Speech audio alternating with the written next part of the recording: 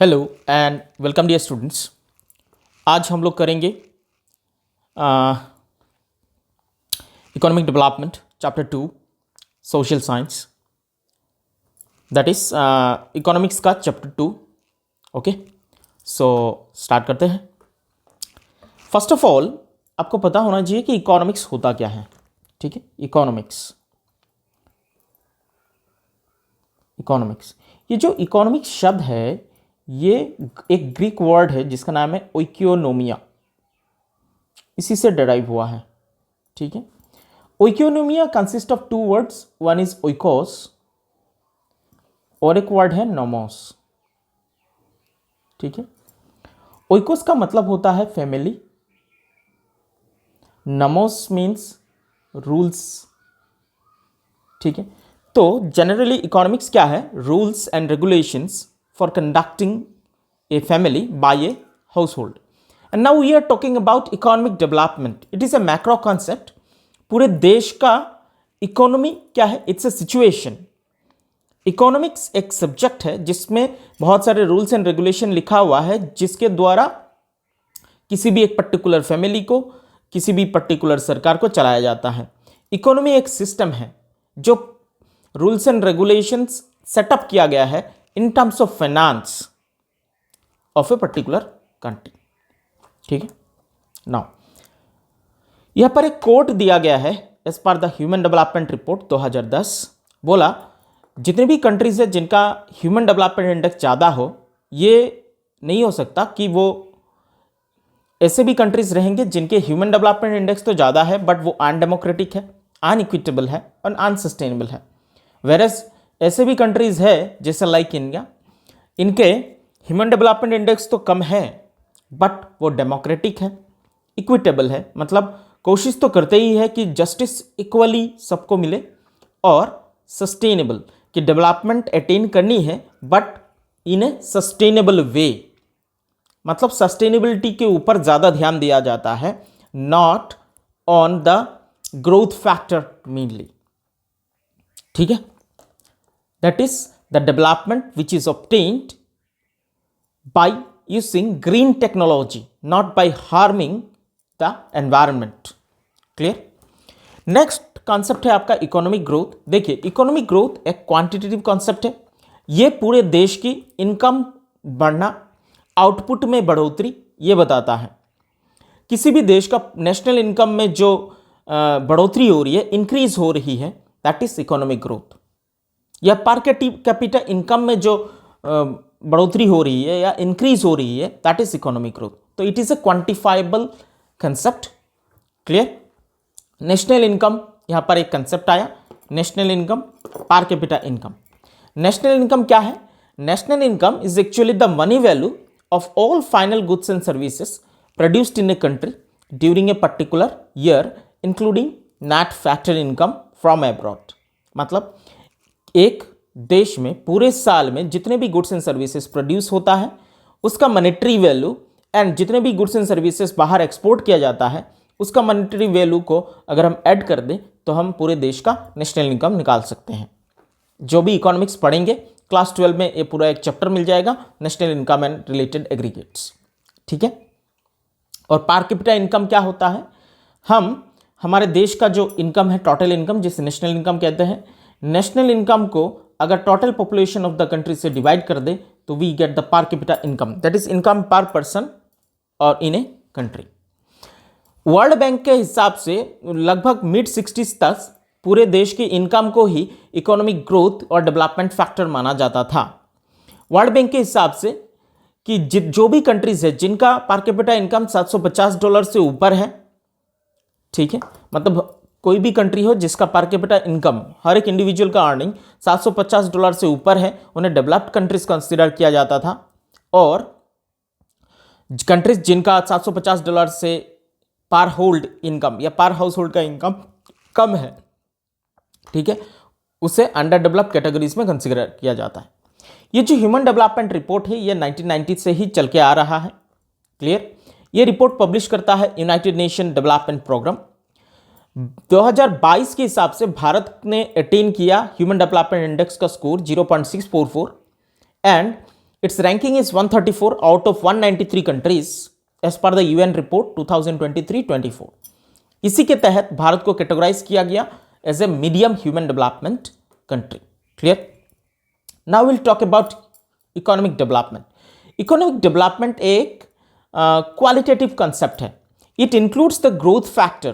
Quantitative growth तो involve है ही, उसके साथ साथ सम अदर सोशल फैक्टर्स भी इन्वॉल्व हो जाता है, जैसे कि एजुकेशन, हेल्थ, सैनिटेशन, ठीक है, banking system, land tenure, welfare of the people, equality of income, ये सारे चीज इकोनॉमिक डेवलपमेंट में आते हैं. ये भी देखा जाता है कि किसी भी कंट्री को हम इकोनॉमिकली डेवलप तभी मानेंगे कि if this countries are prioritising their essentials over luxury goods और इंटॉक्सिकेंट्स. ठीक है, मतलब लोग ज़्यादा दारू पी रहे हैं, ज़्यादा लग्जरी गुड्स खरीद रहे हैं कि एसेंशियल गुड्स के ऊपर ज़्यादा खर्चा कर रहे हैं. क्लियर. सो ये डिफरेंस है इकोनॉमिक ग्रोथ और डेवलपमेंट में. इकोनॉमिक ग्रोथ एक जिसमें कंट्री का सिर्फ इनकम को ही दिखाया जाता है, बट इकोनॉमिक डेवलपमेंट में इनकम के साथ साथ लिविंग स्टैंडर्ड, सोशल वेलफेयर सब कुछ इन्वॉल्व है. इकोनॉमिक ग्रोथ एक नैरो कंसेप्ट है जो directly quantifiable concept, quantitative in nature है, जो जीडीपी और पर कैपिटा इनकम से ही डील करता है. Whereas economic development it's a broad concept जिसमें qualitative improvements, health care, education, equality in the society, equal distribution of income, ये सब कुछ देखता है. सस्टेनेबिलिटी, आप इकोनॉमिक ग्रोथ में कोई भी कंट्री अगर ग्रोथ अटेन करना चाहता है by harming environmental and its consequences, so that is growth only. But if it emphasizes on sustainability and equitable growth, it's a development. Clear. So economic growth does not addresses the income distribution को address नहीं करता, whereas economic development it ensures fair distribution of income and reduces inequality. Clear. Focus quantitative changes पूरा अच्छे से दिखाई देता है. आपका जीडीपी या इंडस्ट्रियल आउटपुट हो, इसमें क्वांटिटेटिव चेंजेस समझ में आता है. वेरेज इकोनॉमिक डेवलपमेंट में सोशल चेंजेस, इंस्टीट्यूशनल चेंजेस या स्ट्रक्चरल चेंजेस जैसे health care sector, educational sectors and different policies adopted by the government, ठीक है, in order to promote the living standard of common people, ये सारे economic development में आते हैं. डिपेंडेंसी, इकोनॉमिक ग्रोथ डेवलपमेंट के बिना एग्जिस्ट कर सकता है, बट इकोनॉमिक डेवलपमेंट ग्रोथ के बिना नहीं हो सकता. भारत का इकोनॉमिक ग्रोथ 2023-24 में देखा गया है कि 8.2% है और नॉमिनल जीडीपी भी अप्रॉक्सीमेटली 172.1 लाख करोड़ है. परचेजिंग पावर पेरिटी में भारत दुनिया का तीसरा सबसे बड़ा देश माना जाता है after US and China. But उसी के तहत एक पैराडॉक्सिकल सिचुएशन ये है कि ग्लोबल हंगर इंडेक्स में भारत का जो रैंकिंग है वो 105 है out of 127 countries. And this report is normally published by two important institutions. उनका नाम है Concerned Worldwide and Wealth Hunger Life. It's a paradoxical situation. Purchasing power parity में तो भारत बहुत आगे जा रहा है. Bharat 5th largest economy of the world हो चुका है and it is marching towards the 3rd largest economy by the end of 27. Whereas in India the global hunger index is very low, means people still go on starvation day by day. Clear. Human development report पहली बार 1990 में publish किया गया था and that was published by the UNDP, United Nation Development Programme. इसके 3 basic indicators है जो human development को मेजर करता है. पहला है लाइफ एक्सपेक्टेंसी, कि एक न्यूबॉर्न कितने साल तक जीवित रहेगा. लिटरेसी, जिसमें एडल्ट लिटरेसी भी इंक्लूडेड है, और gross enrolment ratio in the school. Bharat under the Sarva Shiksha mission, सर्व शिक्षा अभियान मिशन, ठीक है, एसएसए मिशन, इसके तहत स्कूल में तो एनरोलमेंट रेशियो लगभग 100% अचीव कर चुका है, बट हायर एजुकेशन में भारत का जो एनरोलमेंट रेशियो है वो बहुत ही पुअर है, that is only 28% in the higher education sector. And standard of living, ये भी एक वन ऑफ द इंडिकेटर है जो ह्यूमन डेवलपमेंट इंडेक्स को रेफर करता है, मेजर करता है, that is standard of living. It actually focuses on access to clean water and sanitation facility by the people of this country. Focus क्या है? income, it actually focuses beyond based measures, income based measures से ऊपर. It actually encompasses economic, social, cultural, political choices and prioritizing people's well-being as well as freedom. Human development report 2010 के हिसाब से उसको थोड़ा enhance किया गया और 3 नए इंडाइसेस लाया गया है. पहला, inequality adjusted human development index. ये इनइक्वालिटीज को distribute, it actually adjust the distribution of inequalities. And gender inequality index, नीति @75 रिपोर्ट के हिसाब से भारत में जो फीमेल है they are only 25 to 30% are employed, whereas in comparison to them 57 to 65% males are employed.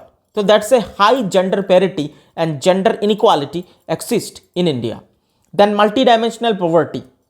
Oxfam report ये कहता है कि भारत में अभी भी 23 करोड़ लोग हर रोज भूखे सोते हैं, whereas India has become the 5th largest economy in the world.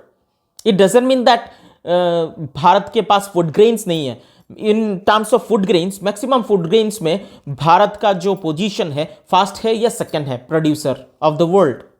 Still इसका मैनेजमेंट सिस्टम इतना वीक है जिसकी वजह से 23 करोड़ लोग आज भी भूखे सोते हैं. ठीक है.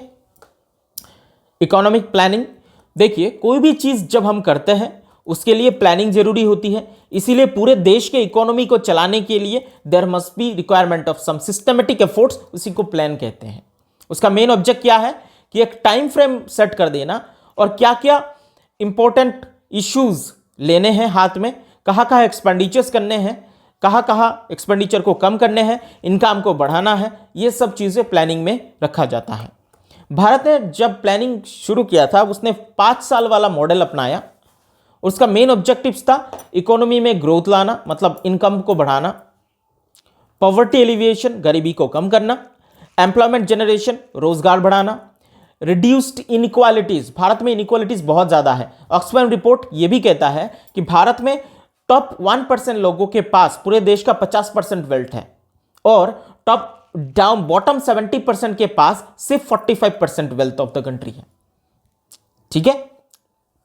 So that's a huge inequality. हमने एक थ्योरी पढ़ी थी, दैट इज मैंने पढ़ा है, आप लोगों ने शायद अभी तक नहीं पढ़ा है. That is the theory of laces fair, जिसमें डिफ्रेंशिएट किया जाता है हैव्स एंड हैव्स नॉट के बीच में. That is rich and poor. And day by day this difference is getting larger larger and larger, and that is proved by this Oxfam report. तो ये जो reduce inequality है, inequality reduce ground level में नहीं हो रही है.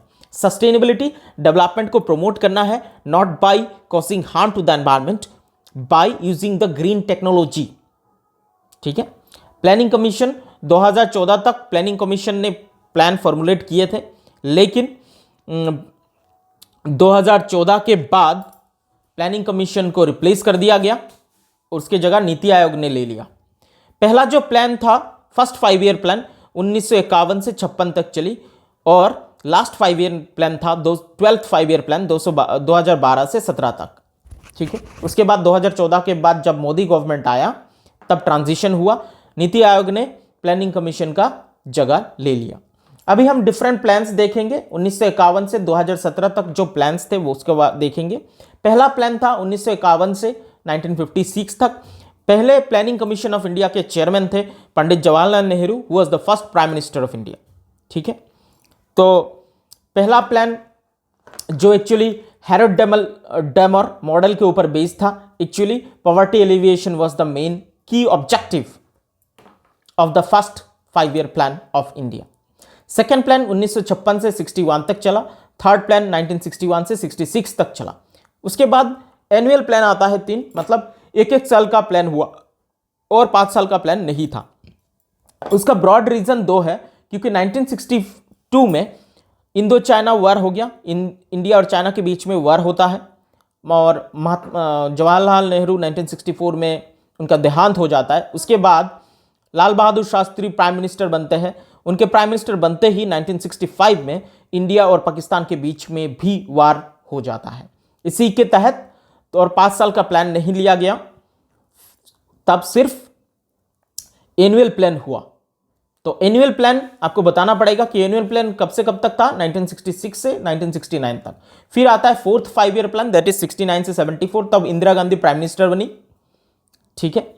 और फिफ्थ प्लान 1974 से 78 तक चला, तब भी इंदिरा गांधी ही प्राइम मिनिस्टर थी। तब जब इंदिरा गांधी जब हार जाती है चुनाव, उसके बाद 1978 में पहली बार भारत में एक नॉन कांग्रेस गवर्नमेंट फॉर्म होता है जिसे जनता गवर्नमेंट कहा जाता है, और प्राइम मिनिस्टर बनते हैं चौधरी चरण सिंह, ठीक है। तभी भी कोई 5 ईयर प्लान नहीं लिया गया, दैट इज एनुअल प्लान 1978 से लेकर 1980 तक। उसके बाद इंदिरा गांधी फिर से प्राइम मिनिस्टर बनती है 1980 से 1985 तक, ठीक है। उसके बाद 7 5 ईयर प्लान, तब आपका राजीव गांधी प्राइम मिनिस्टर बनते हैं। एनुअल प्लान फिर आता है 1990 और 1990 1992 तक एनुअल प्लान फिर से होता है। तो भारत में प्लानिंग कमीशन तो था, लेकिन 3 बार एनुअल प्लान्स भी हुए हैं। ऐसे एमसीक्यू बन सकता है कि कितने बार एनुअल प्लान्स थे और कब कब थे, ये भी आपको अच्छे से पता होना चाहिए, ठीक है। तब भारत के प्राइम मिनिस्टर थे पीवी नरसिम्हा राव, और हमारे जो एक्स प्राइम मिनिस्टर है डॉक्टर मनमोहन सिंह, वो थे भारत के finance minister, clear. 8th 5 year plan आता है जब भारत एलपीजी रिफॉर्म्स अडॉप्ट कर चुका था, ठीक है, 1992 से 97 तक। फिर 97 से 2002 तक अटल बिहारी वाजपेयी थे प्राइम मिनिस्टर, 2002 से 7 तक मनमोहन सिंह, 7 से 12 तक मनमोहन सिंह, 12 से 14 तक मनमोहन सिंह, और 14 के बाद प्रधानमंत्री नरेंद्र मोदी बनते हैं, क्लियर। नीति आयोग, नीति आयोग ने प्लानिंग कमीशन को रिप्लेस किया। ये जो नीति है, it stands for national institution for transforming India, इसका फुल फॉर्म पूछा जा सकता है, ठीक है। और नीति आयोग कब स्टैब्लिश हुआ? 1 जनवरी 2015। पहला मीटिंग हुआ 8 फरवरी 2015 दिल्ली में। नीति आयोग के चेयरमैन कौन है? Prime minister of India. Other members of the NITI Aayog कौन है? वाइस चेयरमैन, जो प्राइम मिनिस्टर अपॉइंट करते हैं। उसके बाद फुल टाइम मेंबर्स होते हैं 3, जो एक्सपर्ट्स है। पार्ट टाइम मेंबर्स होते हैं 2, एक्स ऑफिशियो मेंबर्स होते हैं मैक्सिमम 4 कैबिनेट मिनिस्टर, और सीईओ होता है एक आईएएस ऑफिसर। और एग्जीक्यूटिव काउंसिल में मेंबर्स होते हैं आपका सारे स्टेट के चीफ मिनिस्टर्स और lieutenant governor of the UTs, that is union territories, clear. ये स्ट्रक्चर्स ऑफ नीति आयोग very very important. NITI Aayog के स्ट्रक्चर्स आप जरूर पढ़िए, इसमें से क्वेश्चन बनेगा, क्लियर। डेमोक्रेटिक प्लानिंग, हमारा देश में जो प्लानिंग प्रोसेस है, it is a democratic planning process, means कोई एक टॉप टू बॉटम अप्रोच नहीं है, ये बॉटम से टॉप तक हर किसी को बोलने का हक है। हमारे देश में गवर्नमेंट 3 लेवल का है, central government, state government and the local government, जिसमें पंचायत एंड म्यूनिसिपैलिटीज आते हैं। तो हर एक लेवल में प्लान किया जाता है, जिसे grass root level of planning कहते हैं। That is the planning for the local administrative bodies and local bodies, that is the grass root planning. इसी से पता चलता है कि भारत में प्लानिंग भी जो होता है that is democratic in nature, क्योंकि नीति आयोग में हर एक स्टेट के जो चीफ मिनिस्टर है, they are also the member of NITI Aayog, clear. Planning commission first phase अगर हम देखें 1951 से 1990 तक ज्यादातर पब्लिक सेक्टर का डोमिनेंस था भारत में। तब क्लोज्ड इकोनॉमी था, भारत का इकोनॉमी क्या था? क्लोज था। ज्यादातर चीजें सरकार ही हेल्ड करती थी, सरकार के पास ही थी, जैसे हॉस्पिटल्स, उसके बाद रोड वाला डिपार्टमेंट पीडब्ल्यूडी, ओके, उसके बाद आपका स्कूल्स, कॉलेजेस, यूनिवर्सिटीज, सब कुछ सरकार के पास होती थी। रेलवेज, एयरवेज, आपका वाटरवेज, सब कुछ सरकार के पास ही थी। तो ये था first phase, that is socialist economy follow करता था भारत। उसके मेजर ऑब्जेक्टिव क्या है? कि इकोनॉमिक ग्रोथ को बढ़ाना है, मॉडर्न टेक्नोलॉजी को अप्लाई करना है, और achieving the self reliance as well as ensuring the social justice. Government जब अपने हाथों में सब कुछ रखती है तो जस्टिस डिलीवरी सिस्टम आसान रहेगा, ये लोगों का मानना है, बट एक्चुअल में ऐसा है नहीं। तो फर्स्ट फेजेस ऑफ प्लानिंग के क्या चैलेंजेस रहे? ग्रोथ बहुत ही स्लो था, 3.5% एवरेज। कन्फ्लिक्ट्स के बहुत इंपैक्ट पड़े, जैसे 1961-62 में इंडो चाइना वार, 65 में इंडो पाक वार, रेनफॉल भी बहुत कम हो गया, ठीक है, और एग्रीकल्चरल इनकम भी डिक्लाइन करने लगा, ओके। ऐसा हाल हो गया था कि भारत के पास चावल ही नहीं था, भारत के पास चावल खत्म हो चुका था, खाने के लिए चावल और गेहूं खत्म हो चुका था, तब भारत ने एक प्रोग्राम लॉन्च किया, दैट इज PL 480 प्रोग्राम। सो अभी देखेंगे कि चैलेंजेस क्या क्या है। ग्रोथ रेट बहुत स्लो था, 1961-62 का वार, 65 का वार ये भी था, रेनफॉल बहुत कम हो गया था, और भारत के पास आपका वीट और एज वेल एज राइस खत्म ही हो चुका था। तब भारत के प्राइम मिनिस्टर थे लाल बहादुर शास्त्री।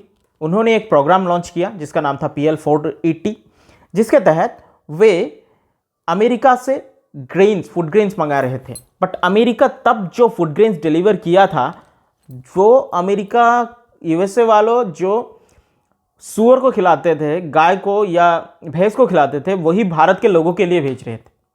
क्लियर? उसी टाइम पे एक इंसान जिनका नाम था MS स्वामीनाथन, उन्होंने लाया ग्रीन रिवॉल्यूशन। इसे उन्हें father of green revolution in India भी कहा जाता है। HYV सीड्स लाए, जिसके तहत भारत में ग्रीन रिवॉल्यूशन आया और एग्रीकल्चर में बढ़ोतरी देखने को मिली एंड भारत सेल्फ रिलायंट बना। बट ज़्यादातर जो ये सेल्फ रिलायंस है या प्रोडक्शन बढ़ा, वो पंजाब हरियाणा वीट और राइस के लिए फेमस हो गया। बट अदर नॉर्दर्न सेक्टर या आपका ईस्टर्न सेक्टर में इतना इक्विवेलेंट डेवलपमेंट नहीं हुआ। सेक्टरल ट्रेंड्स देखें तो सर्विस सेक्टर में ग्रोथ दिखाई दिया, 28% था 51 में, 40.5% हो गया 91 तक। 1991 में भारत में पहली बार इकोनॉमिक्स रिफॉर्म लाया गया। क्यों? भारत के पास पैसा बुरी तरह से खत्म हो चुका था, भारत के पास फॉरेक्स रिजर्व पूरा कम हो गया था, भारत के पास सिर्फ 15 दिनों की पैसा थी।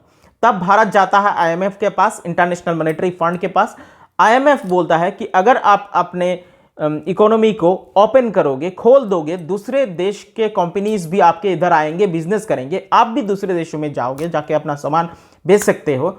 उसी प्रोसेस को कहा गया opening up of economy and the reforms taken place by Indian government, that is LPG reforms, liberalisation, privatisation and globalisation.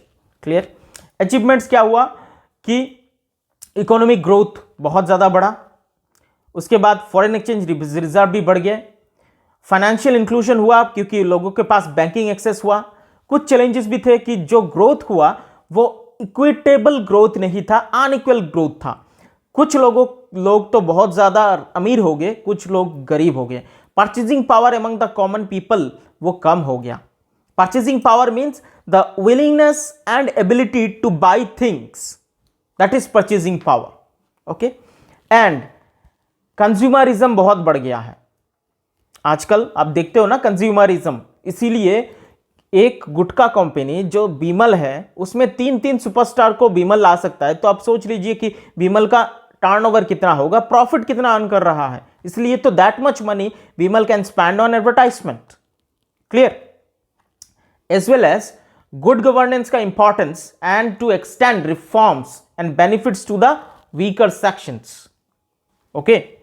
Focus area, financial inclusions to ensure equitable growth, financial inclusions to ensure equitable growth, managing globalization for sustainable development, globalization को manage करना ताकि sustainable development हो सके। Okay? Growth तो attain करना है but in a sustainable manner, not by harming the environment, not by emitting green house gases which में actually contribute to the climate change and global warming. Clear? की takeaways क्या है?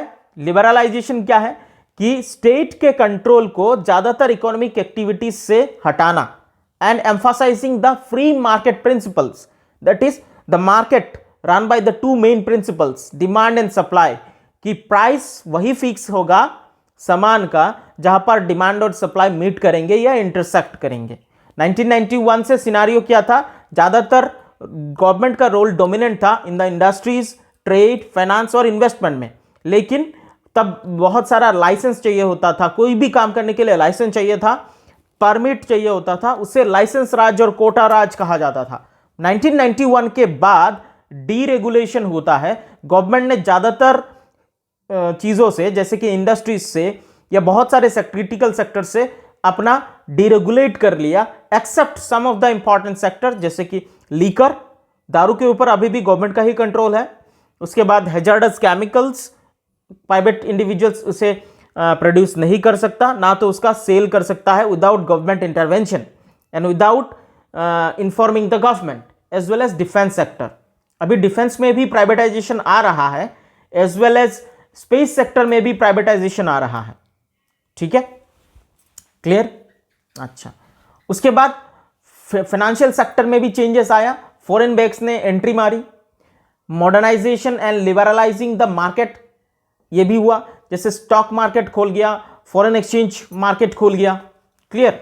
Economic liberalisation has fostered competition and encouraged investment, integrated India more deeply into the global economy.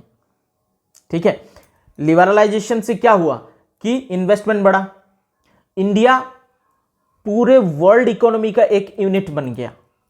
Clear? मतलब India का company बाहर जाके कहीं भी बिजनेस कर सकता है और बाहर का कंपनी भी भारत में आके बिजनेस कर सकता है, दैट इज ग्लोबलाइजेशन। प्राइवेटाइजेशन 1991 से पहले ज्यादातर सेक्टर्स गवर्नमेंट के कंट्रोल में थे, और 1991 के बाद जब प्राइवेटाइजेशन हुआ तो बहुत सारा सेक्टर्स प्राइवेट में भी दिया गया है। जैसे कि आप हर वक्त देखते हो, private schools are available, government schools are there. ठीक है, private college, government college, private hospitals, government hospitals. ठीक है, private buses, government buses. Okay, तो ट्रेन के भी कुछ हिस्से आजकल प्राइवेटाइजेशन में जा रही है। प्राइवेटाइजेशन का और एक मेन चीज है डिसइन्वेस्टमेंट। कि डिसइन्वेस्टमेंट क्या है कि गवर्नमेंट जब अपना कुछ हिस्सा, जहां पर गवर्नमेंट जिस भी कंपनी में है गवर्नमेंट का स्टॉक स्टेक होल्डिंग 51% से ज्यादा है, उसे पब्लिक लिमिटेड कंपनी कहते हैं, और जहां पर गवर्नमेंट का होल्डिंग उससे कम है उसे प्राइवेट लिमिटेड बोलेंगे।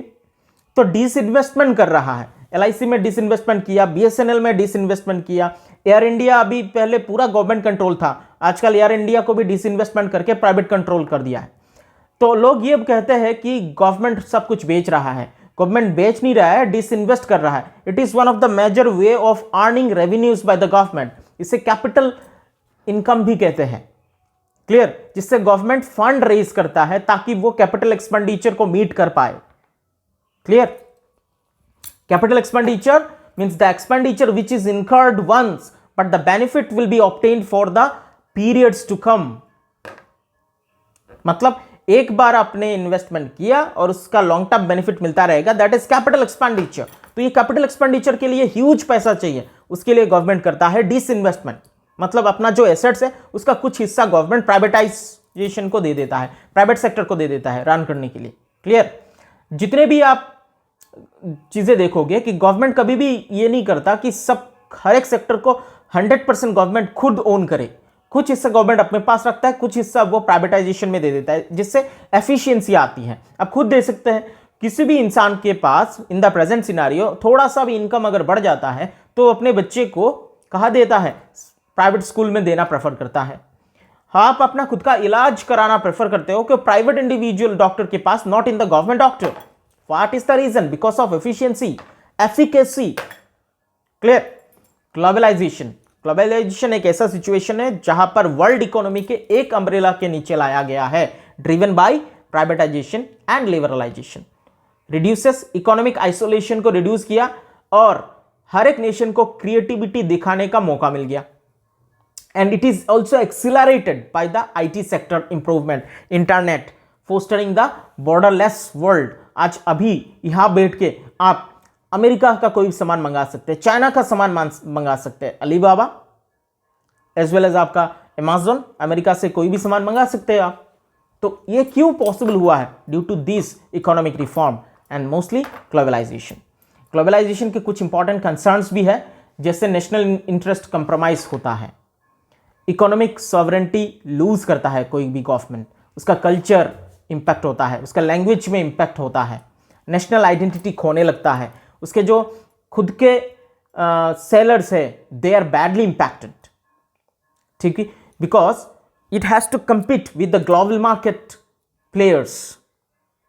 ओके, जैसे आप इन टर्म्स ऑफ मोबाइल देख सकते हैं, मोबाइल में आपके पास है Oppo, Vivo, Lenovo, these are what, these are the Chinese companies.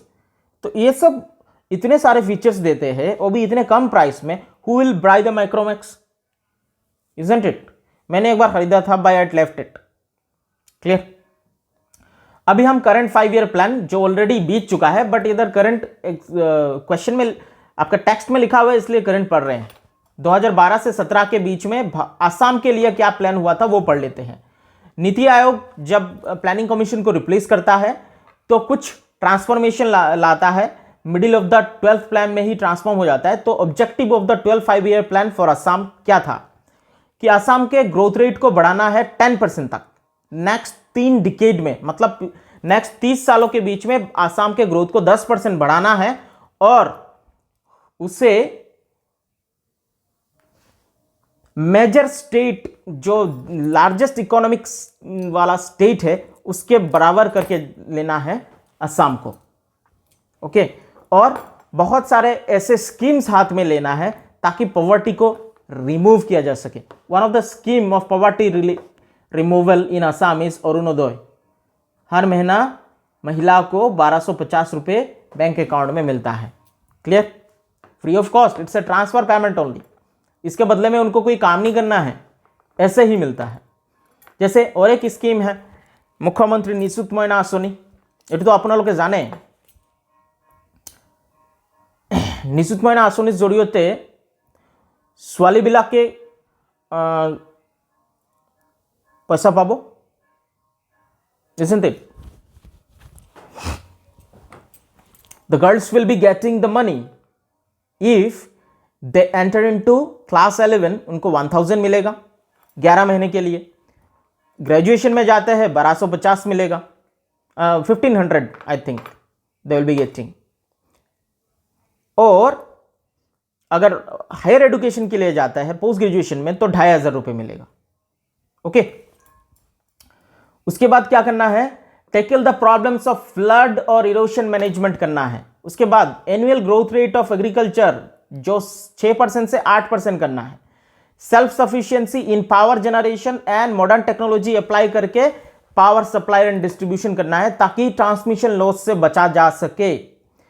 Assam का ह्यूमन डेवलपमेंट इंडेक्स को बढ़ाना है and accordingly amount of investment in health sector and education sector में बनाना है। तो एजुकेशन सेक्टर में तो आपका है एसएसए मिशन, सर्व शिक्षा अभियान। उसके बाद पीएम पोषण, जिसके तहत जो पहले मिड डे मील स्कीम था अभी हो गया है पीएम पोषण। ठीक है, उसके बाद है आपका मुख्यमंत्री आयुष्मान ओखम योजना, that is health insurance for all the NFSA beneficiaries. National food security act के तहत जिन जिन लोगों को फ्री फूड ग्रेन्स मिलता है उनको हेल्थ इंश्योरेंस भी मिला हुआ है आयुष्मान ओखम योजना के तहत या आयुष्मान भारत योजना के तहत। जिनको नहीं मिला उनको आयुष्मान ओखम योजना के तहत मिल गया। क्लियर? उसके बाद स्किल फॉर्मेशन, ताकि लोगों के पास अपॉर्चुनिटीज हो सके, वो अपने आप को सेल्फ एम्प्लॉयड कर पाए। इसके लिए micro finance, small and medium finance देना है, दैट इज लाखपति दीदी स्कीम, इजंट इट? एसएचजी में दिया जा रहा है सेल्फ हेल्प ग्रुप के महिलाओं को 10,000 रुपये पहले, उसके बाद अगर उन लोगों ने लौटा दिया तो करीब करीब उसके बाद और भी दिया जाएगा। ये सब क्या है? Poverty alleviation, self reliance, self employment generation plans. Okay, और स्वयं के तहत भी micro small and medium enterprises के लिए लोन्स दिए जाते हैं, सरकार देता है। ओके, एंड बायोडाइवर्सिटी को क्या करना है? प्रिजर्व करना है in order to tackle the problem of climate change. Clear? To take of measures in order to ensure good governance in the state and local bodies, panchayats, municipalities and so on. Clear? The plan has accorded, plan ने ये accord किया priority to rural development. Plan has accorded, क्या ये जो plan है इसने priority किसको दिया? रूरल में डेवलपमेंट करनी है, मतलब गांव का डेवलपमेंट होना चाहिए, एग्रीकल्चर फील्ड में डेवलपमेंट होना चाहिए और उसका एलाइड एक्टिविटीज जैसे मछली पालन, ठीक है, मत्स्य संपदा योजना है असम में, मत्स्य जागरण स्कीम असम में है, घोड़े घोड़े पुखुरी, घोड़े घोड़े मास, and Sunil Biplab scheme for the fishery development, that is community fishing. Okay, so ये बहुत सारे ऐसे प्लान्स के तहत ही लिया गया है, जो एक्चुअली ये जो 12 5 ईयर प्लान था असम के लिए एक्चुअली एक्सपायर्ड। स्टिल आप पढ़ सकते हैं कि 12 5 ईयर प्लान में असम के लिए क्या क्या था। ओके स्टूडेंट्स, सो हम लोग इस चैप्टर के एंड में आ चुके हैं। अगर आपको ये लेक्चर अच्छा लगा, आपका वैल्यूएबल फीडबैक्स कमेंट बॉक्स पर दीजिए। और अगर आपको एसएसटी के नोट्स चाहिए, पूरा notes descriptive as well as MCQ and additional questions, इसके लिए इस वीडियो के लिंक में डिस्क्रिप्शन में as well as and screen में एक मैं वीडियो लगा दूंगा, उसमें जाके आप ले सकते हैं। वेरी मिनिमल प्राइस में आपको मिल जाएगा। पीडीएफ्स आर अवेलेबल, आप ले सकते हैं। Okay students, goodbye, have a good day.